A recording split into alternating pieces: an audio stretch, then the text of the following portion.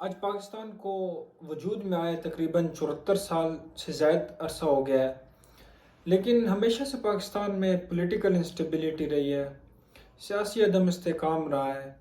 अगर उसके पीछे हम एक कॉमन रीज़न्स बताएं, एक कॉमन रीज़न पे गौर करें कि जब भी कोई पॉलिटिकल पार्टी गवर्नमेंट में आती है, वो हुकूमत बनाती है, तो जो बाकी पार्टीज़ होती हैं वो उसको एक्सेप्ट नहीं करती और प्रोपेगेंडा शुरू कर देती हैं और आवाम को एक्सप्लॉइट करती हैं। आवाम के फॉल्ट लाइंस पे काम करके उस गवर्नमेंट को ख़त्म कर देती हैं, उस गवर्नमेंट को टिकने नहीं देती। अब रीजंस क्या है इसके पीछे? कहते हैं कि ये बंदा जो है ये पाकिस्तान का हल नहीं है, पाकिस्तान का सोल्यूशन नहीं है। तो सोल्यूशन क्या है? पाकिस्तान में 4 मार्शल लॉ आए, तो वो भी सोल्यूशन नहीं था। तो फिर पाकिस्तान में सोल्यूशन क्या चीज़ है? सोल्यूशन कौन सी गवर्नमेंट है, कौन सी पार्टी या कौन सा बंदा पाकिस्तान को स्टेबल करेगा, या कौन सा सिस्टम यहाँ पर इंस्टॉल किया जाए जो कि पाकिस्तान को तरक्की की राह पे गामजन करे। अगर हम बात करें पाकिस्तान की कि कैसे पाकिस्तान जो है ना इस पॉलिटिकल इंस्टेबिलिटी से निकल सकता है, तो उसकी अगर मैं अपना एक ओपिनियन पेश करूं, उसमें यह कि अगर हम पॉलिटिकली मैच्योर हो जाएं, तो मेरे ख़्याल से पाकिस्तान की जो सियासत है वो ठीक हो सकती है। क्योंकि जो हम सियासत देखते आए हैं वो गली कूचों की सियासत है। वो एक ऐसी सियासत है जिसमें सियासतदान रिलीजन को भी इस्तेमाल करते हैं, एक्सप्लॉयटेशन ऑफ रिलीजन भी होती है। वो एक ऐसी सियासत है कि आवाम को थोड़ा बहुत लालच दे के वो वोट ले लेते हैं और वो आके पावर कॉरिडोर में आ जाते हैं।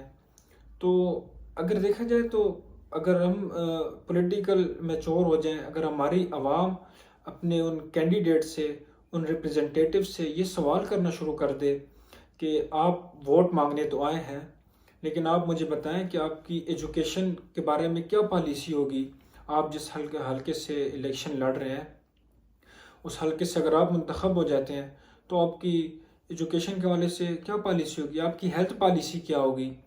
इसी तरह अगर हम एक लार्जर पिक्चर पेश करें, 21st सेंचुरी में एक इमर्जिंग थ्रेट्स हैं, इमर्जिंग चैलेंजेस हैं, उनके बारे में आपकी क्या पॉलिसी होगी। न्यूक्लियर वेपन्स के बारे में आप क्या ख्याल रखते हैं? आप उस पर अगर उसके बारे में अगर हम कुछ कुछ बता सकें, उनसे क्वेश्चन करें। जब आप क्वेश्चन करेंगे, लेकिन इसके पीछे एक बहुत प्रोसेस होगा, ये एक सिस्टमेटिक स्टडीज़ हैं जो कि हम अपने एजुकेशन सिस्टम में इंस्टॉल करेंगे, तो तब जाके मेरे ख्याल से ये चीज़ें ठीक होंगी। एक लॉन्ग टर्म प्रोसेस है, लेकिन जब हम इस चीज़ को शुरू करेंगे, हम अपने बच्चों को क्रिटिकल थिंकिंग पे उनकी जो बेस है वो बनाएंगे, तब जाके पाकिस्तान में पॉलिटिकल मैच्योरनेस आ सकती है। वरना इस सारा जो सिस्टम है इसी तरह चलता रहेगा और हमारे जो वोट हैं वो बिकते रहेंगे। और जब हम उन्हें वोट कास्ट करेंगे अपने रिप्रेजेंटेटिव को, वो अपने वोट भी बेचेंगे, वो अपने ज़मीर भी बेचेंगे, वो मज़हब भी बेचेंगे। तो ये चीज़ जो है ना कभी एक कौम नहीं बना सकती। तो उसके लिए जो है ना सबसे जो बेसिक चीज़ है मेरे ख्याल से वो एजुकेशन है। हम अपने एजुकेशन सिस्टम को इतना स्ट्रांग करें कि उसमें हम कम्युनिकेशन और टेक्नोलॉजी, इसके अलावा हम क्रिटिकल थिंकिंग पे ज़्यादा काम करना चाहिए।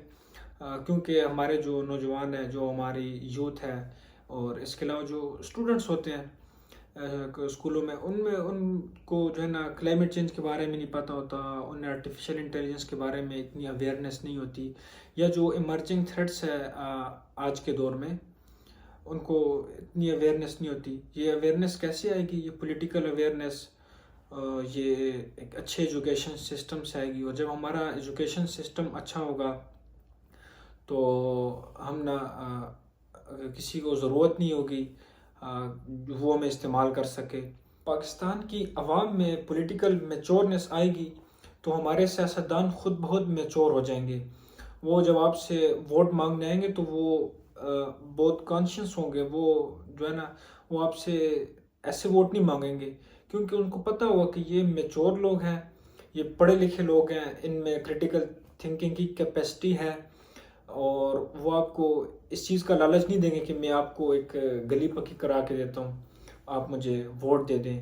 یا اسی طرح جو پاکستان کے ریموٹ ایریاز ہیں وہاں پانی کی شدید قلت ہوتی ہے، اور وہ انہیں پانی کا ایک لالچ دیتے ہیں، یا چھوٹی موٹی سڑک بنانے کا لالچ دے دیتے ہیں، جس کی وجہ سے وہ ووٹ لے لیتے ہیں۔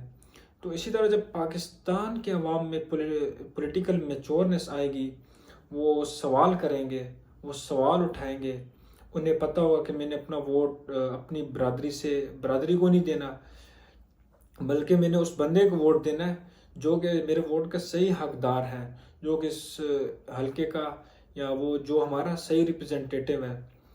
تب جا کے جو پاکستان کے جو سیاستدان ہیں ان کے ریڈارز بھی وہ اویئر ہوں گے، وہ گھبرائیں گے، وہ آپ کے پاس آنے سے پہلے 1000 مرتبہ سوچیں گے کہ میں اس ووٹ کے بدلے میں انہیں کیا دوں گا۔ اور اس کے برعکس اگر ہم ان چیزوں پہ کام نہیں کریں گے تو یہی جو ایک ایلیٹ طبقہ ہے، جو فیوڈل لارڈز وغیرہ ہیں جو کہ پاکستان پہ حکومت کرتے آئے ہیں، یہ ہمیں ایکسپلائٹ کرتے رہیں گے، یہ ہمیں یوز کریں گے، اور ان کی جو اولادیں ہیں وہ پاکستان پہ بھی راج کریں گی، اور وہ ہمیں جو ہے نا اپنے سے کم تر سمجھیں گے۔ تو اگر ہم اس چیز پہ کام کریں تو شاید پاکستان کے حالات بہتر ہو سکتے ہیں۔